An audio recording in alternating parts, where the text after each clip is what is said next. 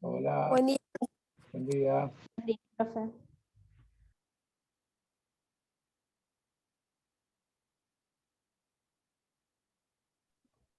Buenos días, profe. Buenos días.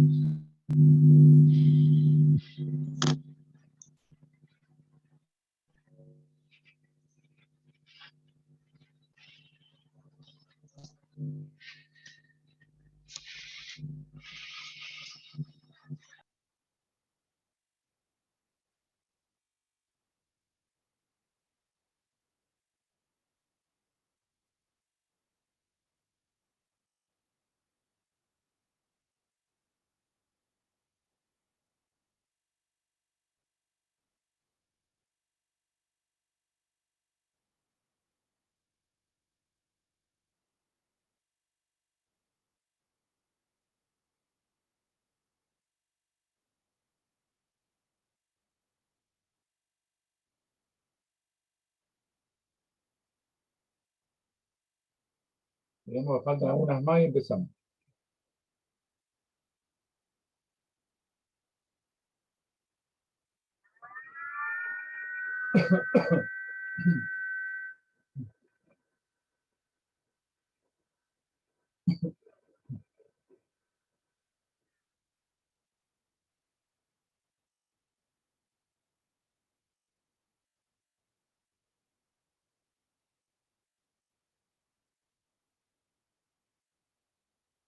Bueno, vamos a ir empezando porque todavía no El frío entraron las más. descongeló.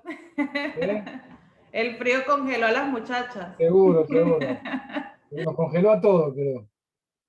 Ya nos estamos desacostumbrando a tanto frío. Esto de 4 grados, 5 grados ya no. En mi infancia era común el invierno así, era muy frío. Bueno, pero con los años después se fue haciendo menos frío. Ah, pero es primera vez que a esta fecha tienen estas temperaturas tan bajitas. Normalmente en el Buenos Aires en el que yo me crié, de la década del 70, la década del 80, los 60, el frío empezaba ya en abril. Ya empezaban los días, y los días de mayo y junio eran días, todos días seguidos de 4 grados, 5 grados. Nosotros, el estar abrigados era parte de nuestras vidas. En la década del 90 empezó una cierta subtropicalización de Buenos Aires, es decir, se alargó el verano, la parte dura del invierno se hizo muy corta, entonces vos llegabas a abril y prácticamente tenías una temperatura de verano. Y mayo incluso tenías días cálidos. Y yo me acuerdo de ir a la escuela y no era así. Nos abrigábamos rápido, ya en mayo estábamos muy abrigados. Y el septiembre, todavía septiembre había días de frío. Porque septiembre no te olvides que hasta el 21 es invierno. La primavera empieza desde la última semana. Si tenés días fríos. Bueno, entonces empezamos. Ahora sí tenemos ya el quórum. Bueno, en la clase pasada habíamos hablado del Estado y yo les había terminado la clase anterior. En realidad la idea era ver qué papel tenía el Estado en cada una de las grandes teorías sociales. Y cuando llegamos al final de las grandes teorías, el marxismo, el liberalismo, el anarquismo, el pensamiento religioso del cristianismo, llegamos al tema del nacionalismo y nos detuvimos. ¿Por qué? Porque el nacionalismo es algo que, yo le dije, es un animal muy difícil de ponerle el bozal o de ponerle el collar. No es fácil.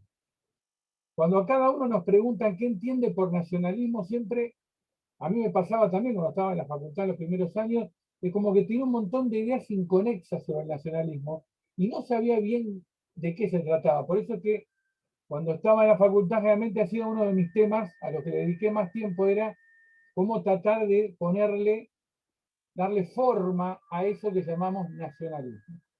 Y después de darle muchas vueltas, y mucha lectura, encontré que había un conjunto de elementos que permitían explicarte bien el tema del nacionalismo. El nacionalismo tiene una particularidad, y especialmente cuando el nacionalismo pone al Estado en el medio también, porque obviamente el nacionalismo tiene un concepto del Estado, tiene un pie en el mundo moderno, pero tiene un pie en el mundo antiguo, es decir, tiene un pie en ambos lados, como que pivota, ¿no? Como que tiene elementos que son premodernos y elementos que son propiamente modernos. Una filosofía que es muy particular. Combina elementos modernos con elementos... Claramente, si algo sabemos, que el nacionalismo no es posmoderno. Eso lo sabemos, lo tenemos claro. No es posmoderno. Porque algunos elementos de la posmodernidad, el nacionalismo no los tiene. Sí tiene alguno que tiene que ver con lo identitario, pero el concepto identitario del posmodernismo no encaja bien con el nacionalismo. Encaja mal. El nacionalismo se plantea como una gran filosofía. Entonces, ¿cuáles son estos elementos premodernos que tiene el nacionalismo? Yo les había hablado de tres conceptos que son premodernos, aunque los usamos hoy en el mundo actual, son premodernos, que era el tema del mito, rito y símbolo. Mito, rito y símbolo. Cuando a uno le hablan de mito, rito y símbolo, normalmente lo que dice, y esto es del mundo antiguo, del mundo premoderno. Sí, es verdad. Lo que pasa es que esas categorías premodernas no han desaparecido en el mundo moderno.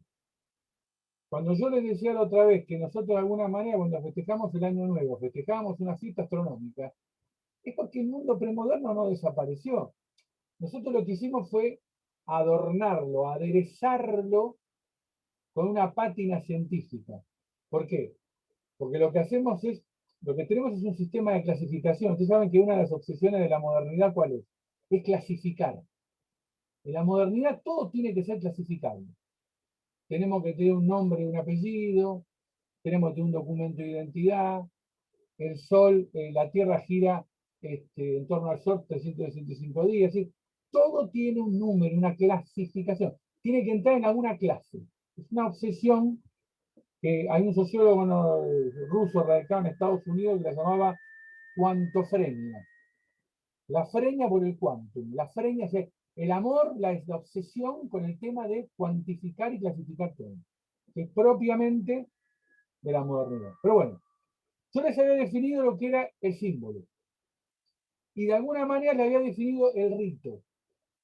¿No? El rito era esta conducta repetida. ¿No? En realidad el rito lo que sería es, imagínense ustedes cuando interactúan diariamente en su vida. Uno lleva adelante un montón de acciones o de actos sociales. Hay un montón de interacciones sociales que llevamos a diario, a lo largo de toda nuestra vida. Hay un conjunto de esas interacciones o de esas acciones sociales que se las separa del resto. Hay que separarlas del resto. ¿Por qué hay que separarlas del resto? Porque tenemos que separarlas, tenemos que ordenarlas o secuenciarlas, y a partir de ese ordenamiento y esa secuenciación de acciones, creamos lo que se llama un rito. Un rito es un conjunto de acciones que están secuenciadas, ¿no?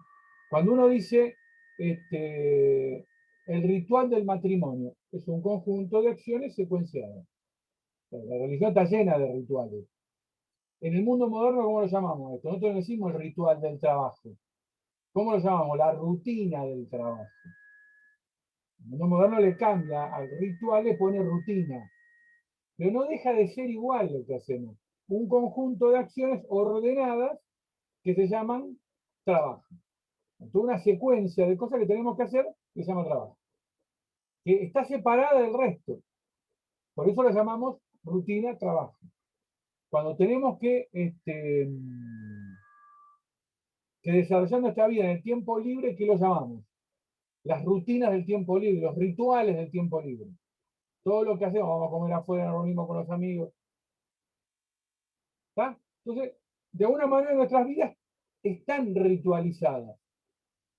No ritualizadas en el sentido premoderno, pero están ritualizadas. ¿Por qué? Porque tenemos un conjunto de rutinas, o de pautas también se puede decir, el término es el mismo,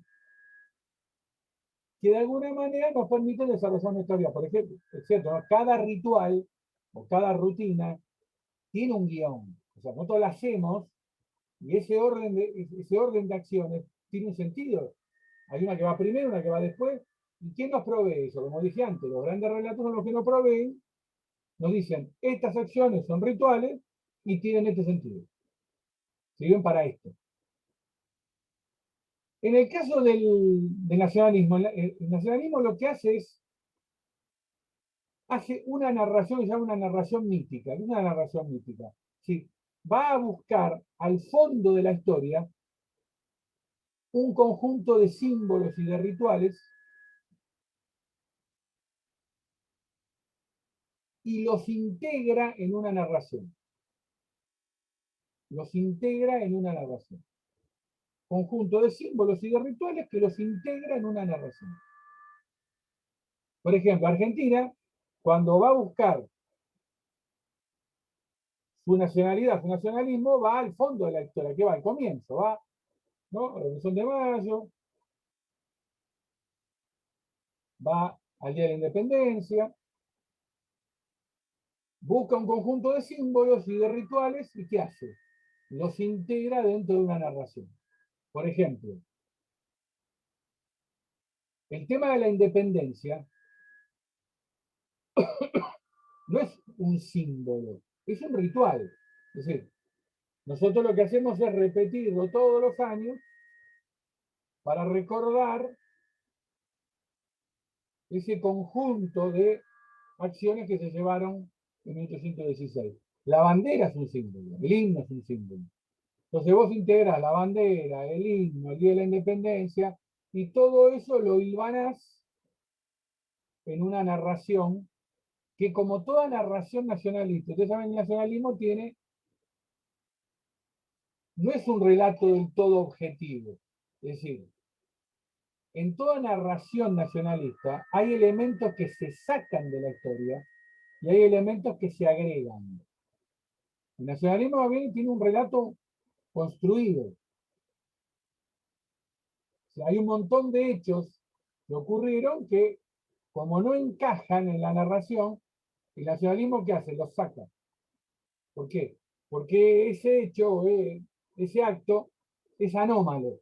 No encaja bien. Por ejemplo, hay un caso muy típico del nacionalismo argentino que se ve cómo se construye la narración del nacionalismo a partir de un hecho que se lo saca de la historia argentina, porque si se lo pone, hay algo que no cierra. Por ejemplo, en un caso, el traslado de las tropas de San Martín desde Valparaíso a Paracas, en Perú, nunca nos preguntamos quién lo hizo. Nosotros creemos que habíamos confiscado algún navío. No, fue la flota de guerra británica. Si fueron los ingleses los que nos proveyeron el transporte. Ahora, ¿por qué Inglaterra provee el transporte? Porque a Inglaterra le convenía que América se independizara. ¿Por qué? Porque de alguna manera salía del monopolio comercial español y eran mercados que se abrían para los comerciantes ingleses y los fabricantes ingleses. Tenían un sentido por qué pusieron la Royal Navy al servicio de San Martín. Ahora, si vos hoy le decís al nacionalismo argentino que la Royal Navy nos sirvió de transporte para liberar Perú, el nacionalista argentino se enoja. Pero el hecho ocurrió, fue así.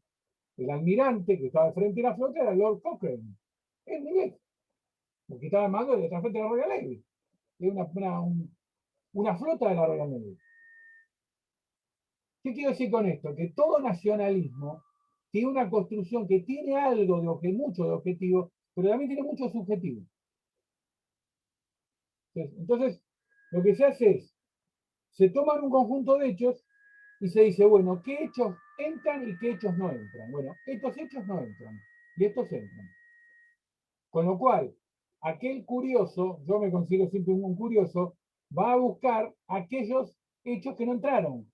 Y se hace la pregunta de por qué no entraron. Y bueno, no entraron porque evidentemente en esa narración ese hecho aparecía como anómalo y no se lo puede explicar. Como no se lo puede explicar, en realidad tiene una explicación, pero la explicación, si es una explicación demasiado empírica, demasiado realista, cuando el nacionalismo introduce elementos que no tienen que ver mucho con el realismo. Es más bien, es un relato que lo que te impone a vos es la voluntad de movilizarte por determinado ideal. Ustedes saben que en los ideales siempre hay algo que no es del todo cierto. Lo importante no es que el ideal sea cierto, lo importante es que a uno lo movilice, ¿no? Eso es lo importante. Es decir, Como dice, hay gente que dice, me movilizo por esto, che, pero vos lo querés esto y no del todo, no, pero no importa, yo me movilizo igual. Porque hay algo que me impele a moverme. Y esa es la idea justamente de estas narraciones, que lo lleven a uno a moverse. Entonces, el nacionalismo es básicamente eso, es una narración que integra símbolos y rituales, que todos tienen un fuerte acento premoderno. Ahora, ¿dónde está lo moderno del nacionalismo? Lo moderno está en todo el conjunto de instituciones políticas y sociales que son fruto de la modernidad. Es decir, el nacionalismo no puede pensar una sociedad premoderna. Toma elementos narrativos premodernos, pero los encaja en el molde del mundo moderno. Entonces, de alguna manera tiene que hacer un ajuste de ese ritual, de esos símbolos, de esa narración mítica con el mundo moderno. ¿Y qué tiene el mundo moderno? El Estado. El Estado es moderno, no es premoderno. Entonces, ¿qué es lo que hace? Carga al Estado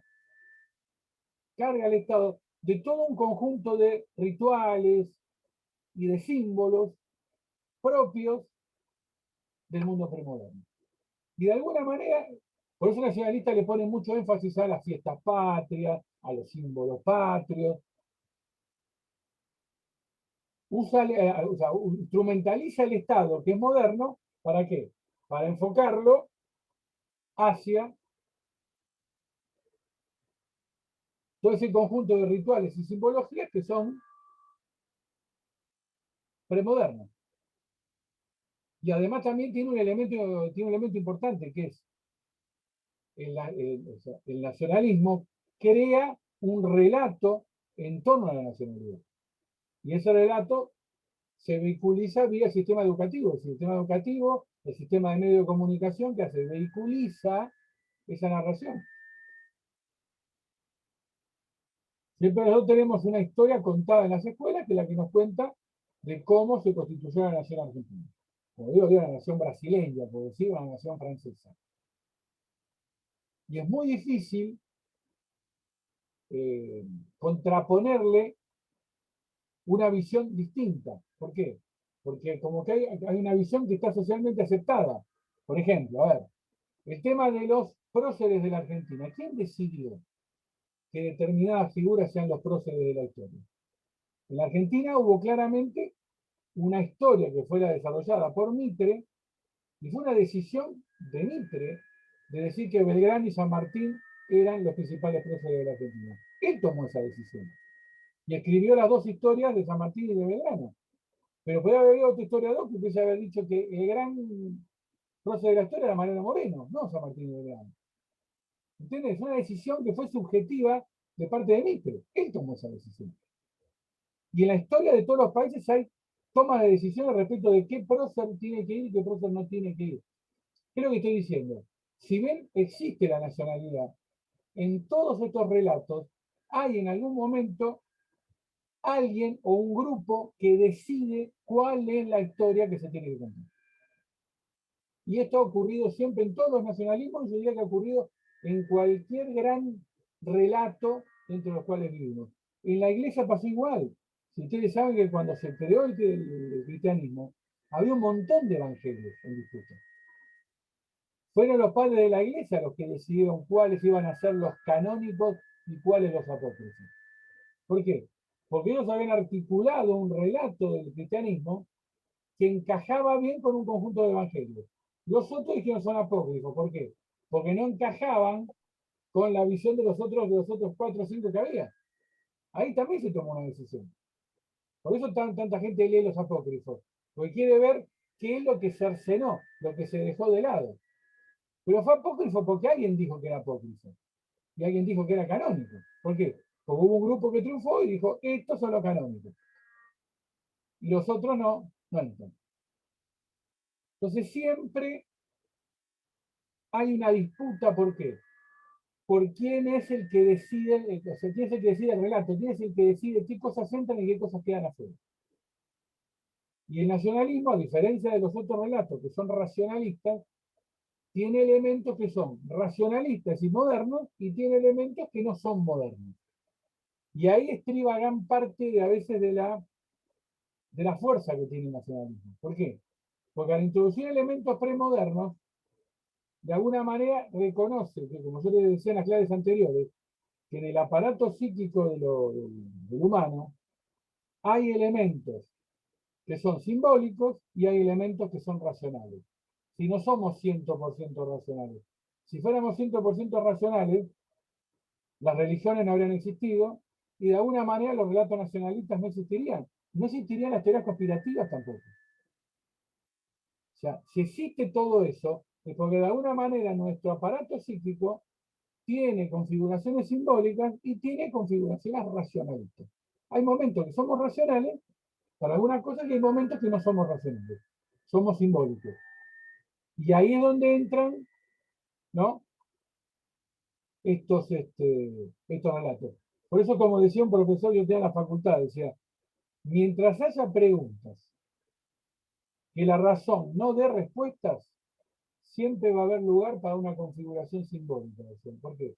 Porque de alguna manera uno tiene que tener una respuesta, aunque sea no del todo articulada, es decir, que tenga inconsistencia, pero una respuesta a determinados enigmas que tiene el humano. Por ejemplo, yo digo el tema de la muerte. Si cualquiera se pregunta por qué hay que morirse, bueno, la razón no da respuesta para eso. Te dice, no, es así porque es así. Y entonces el humano que dice, ¿y por qué tiene que ser así? Entonces, ¿qué hace? Busca certidumbre, alguna respuesta, y ahí encuentra los relatos míticos, ¿no? Nosotros, por ejemplo, tenemos un relato que es muy racional de nuestra historia, porque somos países jóvenes, pero por ejemplo, los relatos nacionales de pueblos como el chino o el japonés, que tienen milenios, se pierden en el fondo de la historia, es más, son míticos a veces. Si vos lees un manual de un chico japonés, vos te asombrás de cómo le explican el origen de Japón a los chicos en Japón. La narración es completamente mística, ya no tiene nada de racional, es mística. Es decir, le explican que un dios sacó una espada del mar y 4 gotas cayeron sobre la tierra. Esas 4 gotas son las 4 islas principales de Japón. Eso le explican a un chino en el jardín, en un país que es muy racional, muy tecnológico, y sin embargo tiene una narración mítica repetida en la primaria, en la secundaria japonesa, en los medios de comunicación. Esa es la narración del origen de Japón. Fíjense, una narración premoderna incrustada en una sociedad completamente moderna. Y si vos le preguntás a un japonés, nadie la cuestiona. Nadie te va a decir, nadie te va a decir que el emperador no desciende de la diosa Amaterasu. Para ellos es así. O sea, el sol tiene un representante en la Tierra que es el emperador de Japón. No por nada el sol está en la bandera, ¿no? El Inomaru está en todas partes en Japón, es el símbolo de eso, porque el sol nace ahí. Entonces, tiene toda una connotación mítica el sol en la cultura japonesa. Bueno, ¿quedó claro esto? Entonces, ¿cuál es el papel del Estado en el nacionalismo? El Estado tiene un papel central, no solamente como regulador económico, sino como el gran creador de la narración nacional. El Estado tiene el deber no solamente de regular la economía y de dar servicios sociales, sino que además tiene el gran deber de ser el narrador oficial de la historia nacional.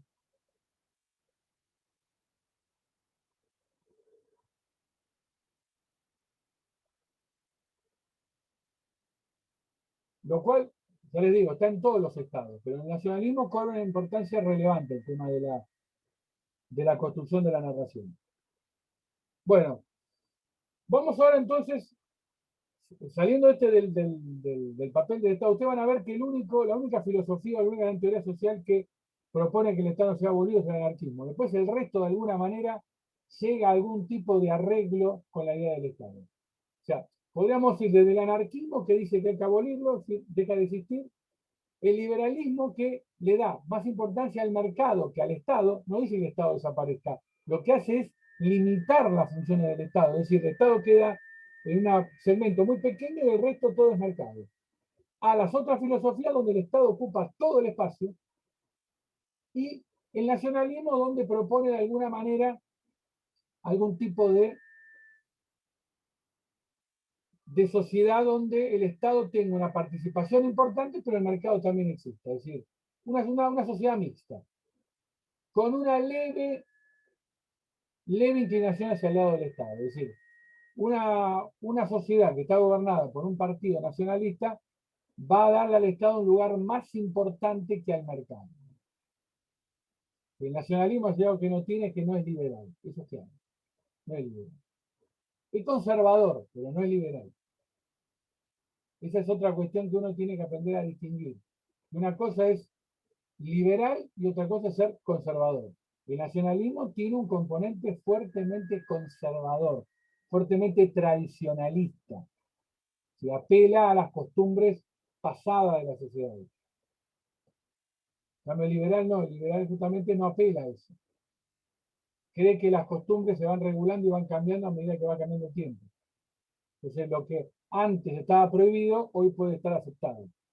No, o sea, no cuestiona el cambio de las costumbres sociales. El liberal no las cuestiona. El conservador va a cuestionar el cambio de las costumbres sociales. Por eso que a veces terminan juntos, liberales y conservadores, en un mismo espacio, y cuando vos vas a una reunión y los ves debatir, te vas a ver que tienen visiones diferentes de las cosas. Especialmente en lo social. Tienen visiones muy diferentes. Bueno, entonces vamos ahora al siglo nuestro, al siglo XXI. De alguna manera tenemos que conceptualizar el Estado hoy. Es decir, cómo vemos el Estado hoy y cómo ven los sociólogos, los filósofos del Estado hoy. Lo primero que se observa en el Estado hoy, el Estado hoy del siglo XXI, es que hay lo que se llaman situaciones contradictorias. ¿Por qué? Porque tenemos un mundo que es crecientemente cosmopolita, es decir, estamos cada vez más conectados entre nosotros. Es más cosmopolita el mundo de hoy. Pero al mismo tiempo que se hace más cosmopolita, reviven o renacen muchas ideas en torno al nacionalismo. Entonces la pregunta es, ¿el nacionalismo que resurge hoy, vuelve hoy, es el mismo nacionalismo que el de épocas anteriores o es un nacionalismo nuevo? Bueno, en algo coinciden todos. El nacionalismo de hoy es más bien de tipo reaccionario, a diferencia del nacionalismo anterior, del siglo XX, que era un nacionalismo no reaccionario, es decir, era un nacionalismo que planteaba una alternativa de construcción social. El de hoy es más reaccionario, porque ¿ante qué reacciona? Reacciona ante el cosmopolitismo. El cosmopolitismo es esta idea de que hay una cultura común que atraviesa todo el planeta y que de alguna manera fue acelerada por el tema de Internet. Internet, las redes, han creado conceptos comunes. Es decir, no hay mucha diferencia hoy entre lo que piensa un japonés de clase media y lo que piensa un francés de clase media, un yanqui de clase media, un argentino de clase media. Como que hay una especie de cosmopolitismo de ideas. Más o menos todos coinciden en un conjunto de ideas que pasan a ser de carácter universal. Bueno, el nacionalismo justamente rechaza esto, porque no cree que las ideas sean universales, creen que las ideas son locales. O en tal caso que hay ideas que son universales, que tienen un fuerte sesgo local.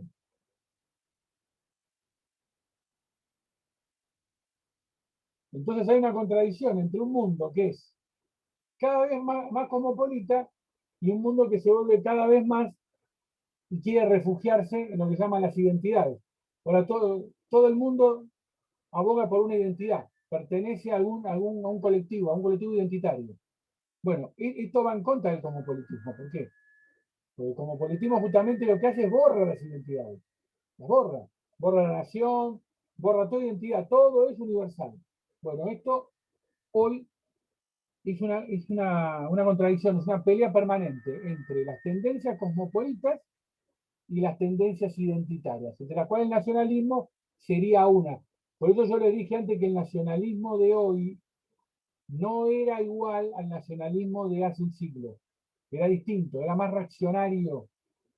Vos el nacionalista de hoy, cuando lo escuchás, no lo escuchás que tenga un concepto de construcción social. Es más bien una reacción contra algo. Su discurso es reactivo contra algo, es decir, se sube para criticar algo. Pero cuando vos le decís, bueno, ¿cuál es la alternativa? No la tengo. ¿Por qué? Porque se da cuenta que el mundo cambió. Entonces, cuando tiene que construir o plantea una alternativa, no sabe cuál es. Ahora, reactivamente funciona. En Europa está funcionando muy bien de manera reactiva. Es decir, cuando le preguntás a los europeos qué es lo que no le gusta, te dice, no me gusta esto, esto y esto. El nacionalista, ¿qué hace? Reactivamente critica eso. Ahora, cuando vos le preguntás a la gente, ¿cuál es la alternativa? No sé. Le preguntas a los franceses en la calle, no sé. Pero somos nacionalistas, o somos ambientalistas, o somos animalistas. Pero ¿cuál es la alternativa? No la sé. No la encuentro, no la conozco. No sé cuál es.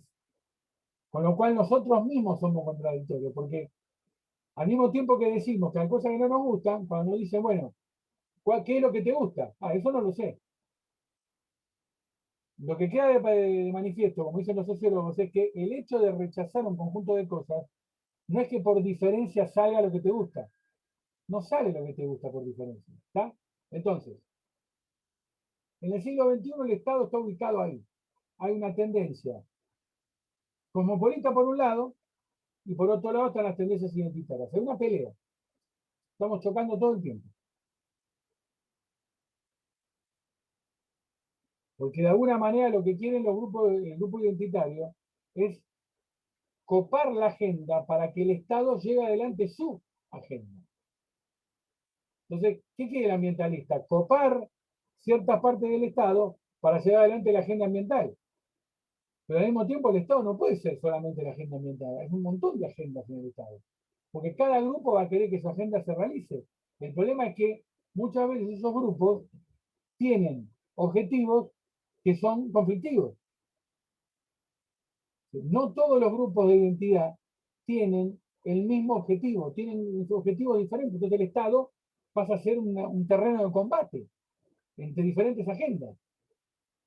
Si no, miren a los gobiernos de hoy. De manera que los gobiernos de hoy tienen un montón de agendas contradictorias y conflictos dentro del propio Estado o de los propios espacios que están gobernando. ¿Por qué?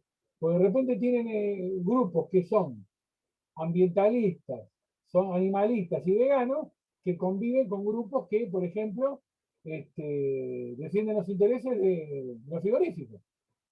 ¿Por qué? Porque crean un montón de empleo en determinadas zonas del país. Entonces vos de repente te encontrás con tipos que están a la izquierda, pero que pertenecen a una región donde los frigoríficos son importantes y necesitan ese empleo. Entonces, no están en contra de la carne. Entonces ahí hay una lucha entre un tipo que quizás tiene un pensamiento progresista contra otro progresista que dice, no, la carne hay que eliminar los frigoríficos. El tipo dice, no, si voy a los frigoríficos, ¿qué empleo le doy yo a la gente? Se quedan sin trabajo. ¿Y cómo hago? Entonces, dos progresistas que se supone que coinciden, chocan, porque tienen objetivos diferentes. Esto hoy se ve muy manifiesto, pero es muy manifiesto. Que de repente en un mismo espacio, gente que tiene ideas comunes en muchas cosas, llega un punto en que entran en conflicto. Ya no es que entran en conflicto por los intereses del frigorífico en términos de cuánta plata gana. Ahí sería otro conflicto, porque ahí pueden ponerse de acuerdo de cobrarles un impuesto. Pero no el tema de decir cerrémoslo. Ahí ya no es un problema de impuestos, es un problema de cierre una fuente de trabajo. De alguien que pertenece a una región, de un país donde esa actividad es importante. Es decir, es como decirle hoy en Texas a alguien, vamos a cerrar los pozos de petróleo. Nadie va a coincidir, ni un demócrata de izquierda ni un republicano de derecha, porque muchos están empleados en la industria petrolera. Entonces ahí puede entrar en un choque. ¿Tá? Y eso se ve mucho hoy, mucho, y se comenta mucho, se habla mucho en los sitios de Estados Unidos, de las contradicciones que tiene el Partido Demócrata hoy. Biden mismo tiene que lidiar con un conjunto de agendas, de grupos, que tienen visiones completamente disímiles de cómo debe implementar ciertas políticas públicas en Estados Unidos. Biden tiene ese problema. Y esto se ve claro, porque es un espacio progresista el Partido Demócrata. Pues sin embargo no tiene esa contradicción. Entonces, este primer punto es graficable perfectamente con el tema del Partido Demócrata en Estados Unidos hoy. Segundo punto.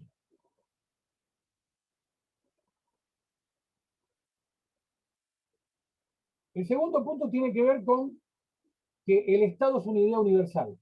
Es un concepto universal. ¿Qué es un concepto universal? Es una idea que prácticamente es compartida por todas las sociedades en todo el mundo. Entonces ahí viene la pregunta, ¿esto es así? ¿Todas las sociedades de hoy comparten la idea del Estado? No, no es así. ¿Por qué? Porque el Estado es una institución política creada por Occidente. El Estado no... Cuando vos le hablas a los pueblos no occidentales, la idea del Estado, no la entienden bien. Tienen otras ideas de cómo se debe organizar la comunidad, pero ellos no la conciben como Estado. Por ejemplo, si vos intentás en una clase en El Cairo o en Amán explicarle a un árabe la idea de Estado o la idea de nación, no la entienden. No lo entienden. No, no, no, no. No es concebible para ellos esa idea, porque es ajena a su tradición cultural. ¿Cuál es la idea que tienen ellos de la comunidad organizada? Que sería el Estado para nosotros. Ellos lo llaman la UMA. La UMA es un concepto islámico. O sea, ¿quiénes son los que comparten la UMA? Todos los que tienen la misma religión. Entonces, el elemento clasificador fuera de Occidente, ahí en esa sociedad, es la fe. Por eso los países árabes, las minorías son tan maltratadas. ¿Por qué? Porque no pertenecen a la UMA. Se las tolera, pero no tienen de alguna manera los mismos derechos que tiene la comunidad mayoritaria. Hay una jerarquía. O sea, el respeto por las minorías no es una idea que esté internalizada en esta sociedad. Tampoco las sociedades orientales tienen esta idea de que la comunidad organizada tiene que estar organizada por medio de un Estado y que en ese Estado todos los grupos que componen esa sociedad tienen los mismos derechos. Tampoco. En China y en Japón también se tiene una idea de que dentro de la comunidad hay jerarquías. Por supuesto, el grupo mayoritario es el que tiene todos los derechos y los grupos minoritarios se le reconocen algunos derechos. En el caso de Japón, Japón es una ciudad muy occidentalizada que tiene nominalmente derecho a las minorías, pero cuando después se tienen que ejercer en la práctica, esas minorías encuentran muchas trabas para ejercer su derecho. Japón es una comunidad muy particular. Es occidental, pero cuando un coreano en Japón, un filipino, quiere ejercer su derecho, sí, le ponen todo tipo de trabas para que lo ejerza. Porque de alguna manera no es japonés. Y aún dentro de la sociedad japonesa hay diferencias entre Japón tiene una tradición de que hay determinadas actividades económicas que no pueden ser realizadas por los ciudadanos comunes. Por eso que en Japón esas actividades las hace la mafia japonesa. Por ejemplo, no se puede, todo el negocio ligado a la carne, los matarifes, está mal visto. Y todo lo que son sepultureros, por ejemplo. Todo el negocio de la muerte, la matanza de animales, no, o sea, recoger basura, por ejemplo, eso no está bien visto por la sociedad japonesa. Por lo tanto, todos esos negocios, ¿quién los tiene? La Yakuza, la mafia japonesa. Tiene un nombre, ahora no me acuerdo en Japón. Que hay empresas japonesas que hasta hace años, ahora está prohibido por la ley, les pedían un certificado de que no pertenecían a familias que fueran sepultureros, carniceros o recolectores de basura. ¿De dónde llegan? Hoy, Japón moderno. ¿Qué significa esto? Que evidentemente tiene una idea completamente de Occidente de lo que es el Estado y lo que es la comunidad organizada. No tiene nada que ver. Tienen Estado, pero de alguna manera se las arreglan para esquivar la noción occidental de Estado. En un momento se corta y vamos a ver, quedan 4 puntos más para ver sobre el tema del Estado hoy. No quiero que me deje colgado.